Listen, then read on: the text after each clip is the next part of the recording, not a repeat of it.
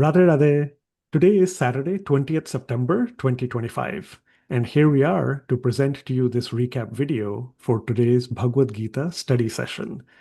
Continuing to make our progress through our journey of chapter 11 and getting to more and more pivotal points, we were able to cover a couple of verses today, after, of course, the usual recap quiz.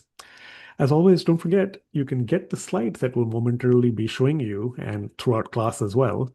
You can get them on the community portal, and the description for that is given in the description for this video. Also, take a note that there's a new site that we've launched. My father actually has launched, and it's going to be updated regularly with a lot of material that might be of relevance to you. So, Sanskrit grammar, Bhagavad Gita, and many other facades.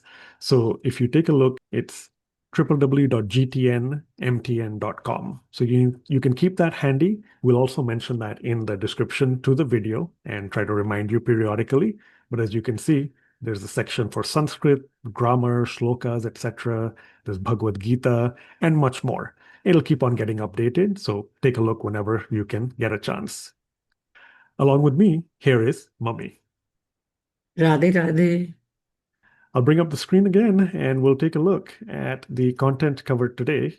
So you'll see we had the cover slide showing chapter 11, verses 44 and 45.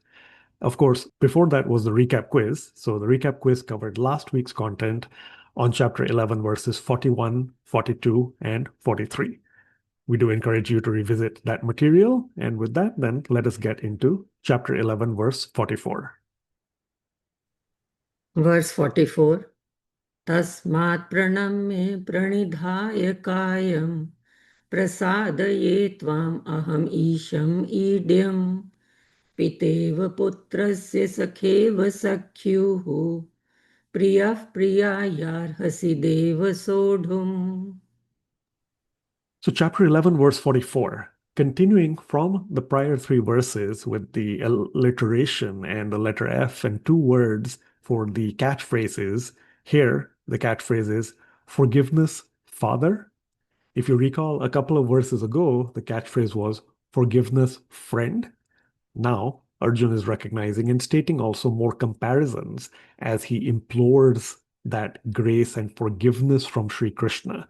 So he's asking, forgiveness, Father. If you recall, we also mentioned as a side note a very interesting observation that here we truly are in chapter 11, verse 44, where remember, this is of the Tristubh meter, and there are 44 syllables, four padas, each of 11 syllables. So it just so happens that the numbers here totally align with the syllables, the meter in this case 11, 11, 11, 11, that's 44. Just a side note, but keep that handy as it might help you always remember that tune for these Tristubh shlokas, which are mostly in chapter 11, some in chapter 2 as well. So here in chapter 11, verse 44, as we mentioned, Arjun is asking for forgiveness, and he gives three examples to really state the context for his humility, for his potential offenses. In fact, transgressions is the word that Swamiji has used in the commentary, where it is some kind of mistake or offense done because you have crossed your certain limitations or rights. So Arjun, treating Sri Krishna as a friend, now recognizing that he's much more than that. He's the majestic, the supreme Lord. He's noting his transgressions and he's asking for forgiveness. And to really get that grace, he grounds it in that context to Sri Krishna that, right? A father forgives a son, a friend forgives a friend, a lover pardons or forgives his beloved. He's giving several examples. Can Sri Krishna say no to that?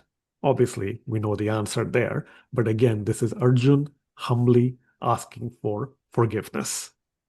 Next, we'll take a look at chapter 11, verse 45.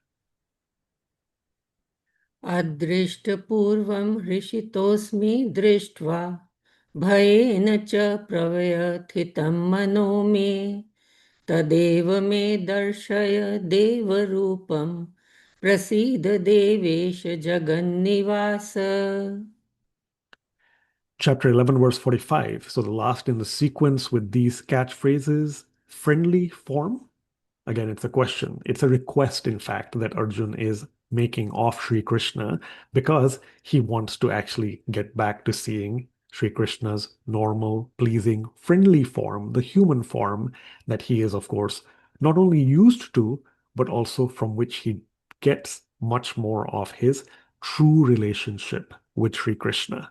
So, Mummy will talk much more at length, as she did in class, about the different elements of the commentary in terms of the two kinds of bhaktis, the bhavs that are mentioned. Remember, keep in mind, as we talked in class, there are five bhavs. Four are the ones that are stressed here because it's Madhurya Bhakti. Don't forget, look up, I believe it's chapter 4 or nearby, where Swamiji first presents all these bhavs. Do look up the one that is quote unquote missing. We told you that in class as well, Shant Bhav. But again, that's under Aishwarya Bhakti. It's more distant in terms of the relationship of the person and God. Here, Madhurya Bhakti, four bhavs, it's the devotee's relationship with God. So keep all that in mind. Again, this is Arjun continuing here to really request that mercy and grace from Sri Krishna. And there's a certain reason as to why he wants to do that. So let's hear from Mummy some important Sanskrit words or phrases, as well as continuation of all the commentary and the essence. Hmm. Thank you, Gagan. So, verse 44, we will look at the word pranidhaya. Pranidhaya means prostrating. So, what is happening here? In this verse, Arjun is asking for forgiveness, considering his previous behavior with Sri Krishna.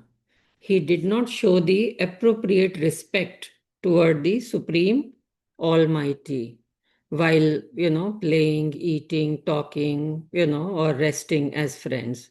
So here Arjun says, you are the Supreme Lord of infinite universes, and you are the most deserving of worship. All the rishis, devtas, saints, great men, everybody prays to you.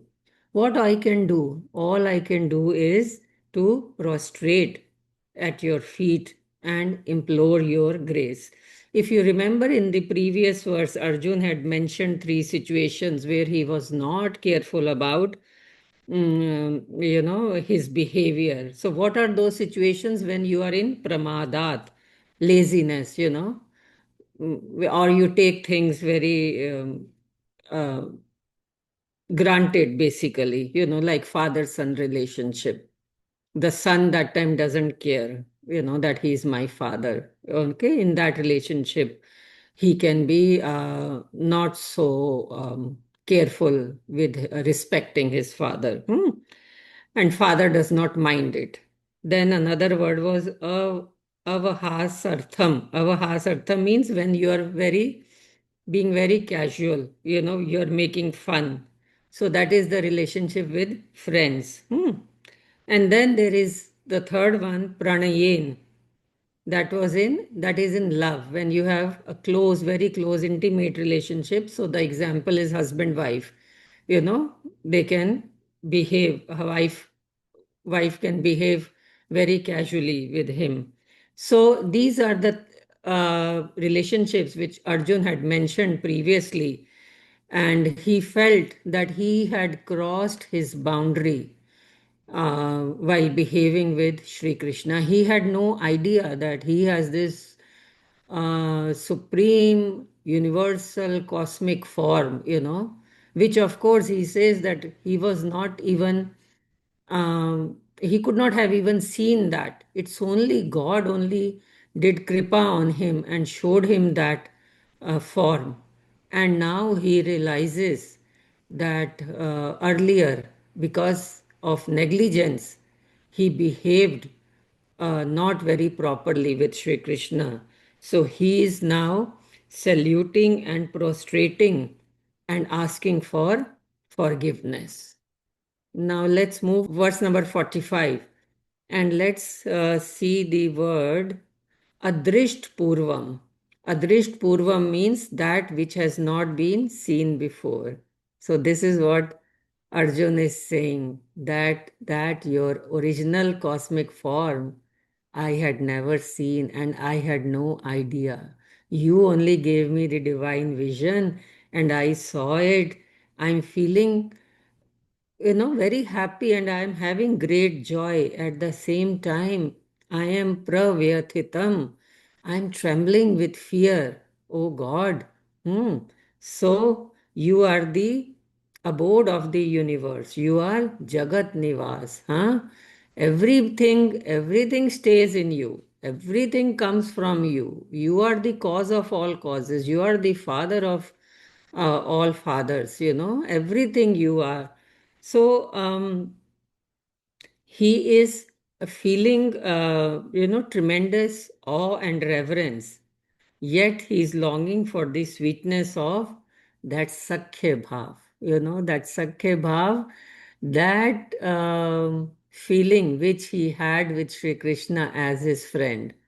He as he felt Krishna's devotee and friend, whereby he could have an intimate relationship with Sri Krishna and he could be more casual. So now he's saying that, please, I had never seen this form of yours. I'm feeling great joy, yet I'm trembling with fear. So please have mercy on me and show me that original pleasing form that I am used to. Oh God of gods, you are, so great. I want to see your original Vishnu Roop. He knew about the God's Vishnu Roop, that four-armed Vishnu Roop, and still he says, I want to see the two-armed uh, human form, which I have been so used to, we were playing so friendly. I want to go back to that form of yours. So, here, Swamiji, to explain this whole emotion and feeling, he has explained through the different kinds of bhakti. Basically, there are two kinds of bhakti. One is Aishwarya Bhakti. In Aishwarya Bhakti means which has Shant Bhav and Dasya Bhav together, whereby we think God as the king, God of all gods, he is the almighty aspect, you know. So that is the dominant sentiment there, where you think of lot of awe and reverence. In this, there is remoteness from God, and there is a propriety of conduct to be always perceived. Dasya bhav means now you know God more and you treat him as your master and you want to be his servant, okay, in devotion. Hmm? So Swamiji has given examples. There were Raktak and Patrak, they were in Dasya Bhav, that God is our father or mother. That is the variation of Dasya Bhav.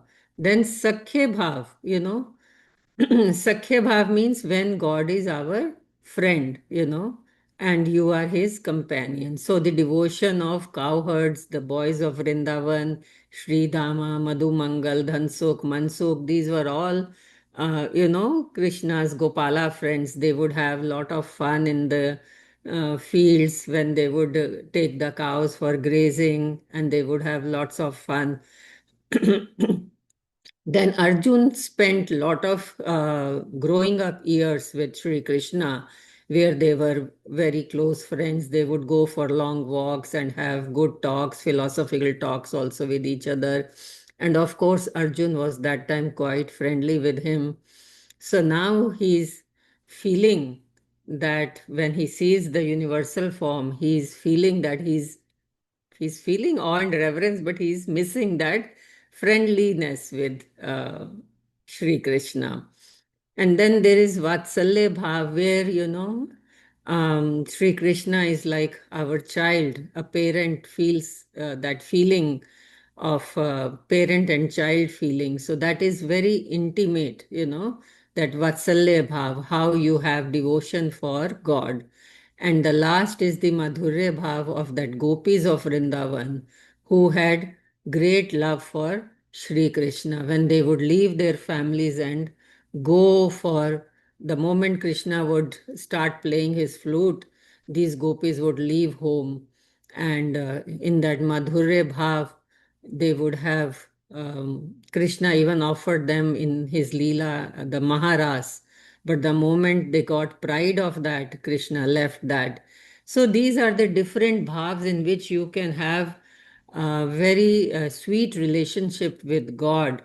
But Arjun here is again and again imploring for grace, and he says, "O God, that I'm seeing your universal cosmic form. You are the Lord of Lords, you are the Supreme Lord, but I am wanting that sweetness of Sakhya Bhav that I was used of savoring. And Kripaluji Maharaj has given in Bhakti Shatak um, to explain these different bhavs of bhakti. So he gives an example. Swamiji has given an example of verse number 70 from Bhakti Shatak, which goes like this.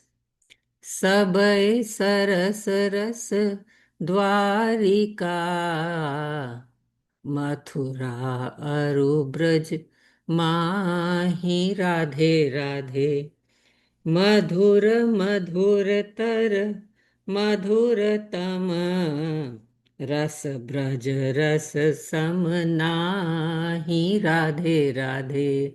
So what does this mean? It means the divine bliss of God is immensely sweet in all his forms. Okay.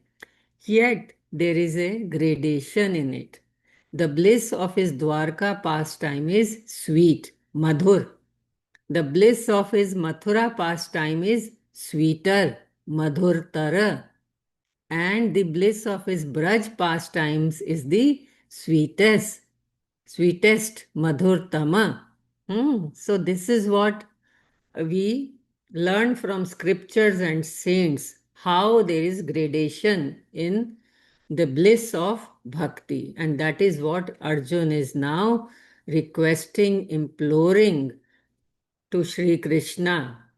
And he is bowing down, he is saluting, he is prostrating in front of him, and he says, "O Lord, I have seen, I am in awe and reverence, I have seen your universal cosmic form, but please, I want you to show me your normal human form in which I had that Sakhya Bhav and I was enjoying that great friendship with you and we were having lots of fun."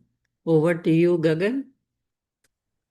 Yeah, thank you, Mummy. And I think I said in class as well, I'll reiterate. I mean, just hearing a lot of this, it does help us also try to get transported there in some sense. So, of course, as we try to bring ourselves back from Braj or Mathura or Dwarika in terms of our thoughts or meditation and imagination, we continue to, of course, utilize all that for our sadhana and benefit as we try to proceed along these paths of bhakti that we each have chosen. I'll remind us also about the flyer that we showed in class, that is for chapter 11, verse 44. How can you change each letter except the first one and get another of Arjun's terms of endearment for Sri Krishna? So many of you gave the correct answer in class. Change all the letters except the first one, and you can actually get one option, which is Father. Father. Father is, again, as we have seen in at least a couple of verses, how Arjun has described Sri Krishna endearingly. So, friend, father, father, friend. So, keep that in mind in terms of the flyer. That gets us closer to the end of this recap video. So again, remember we covered chapter 11 verses 44 and 45. A reminder also that, as we said, just keep this new website handy, www.gtnmtn.com. Pure just interest, passion, seva service. My father has started that, so it will have a lot of useful information. Already has a little bit in Sanskrit in terms of grammar, shlokas, etc. Stuff on Bhagavad Gita, and a lot of other things as well. So you can keep that, and the description for the video has that information handy as well. With that, we get to the end of this recap video. Again, thank you so much, and we hope you study hard the rest of the week ahead. And we'll see you next time, Saturday, 27th September 2025, 8 a.m. Central Time, 6:30 p.m. India time. Navratri starts in a couple of days, so definitely make the most out of that blissful period as well. Till then, thank you so much. Radhe Radhe. Radhe Radhe.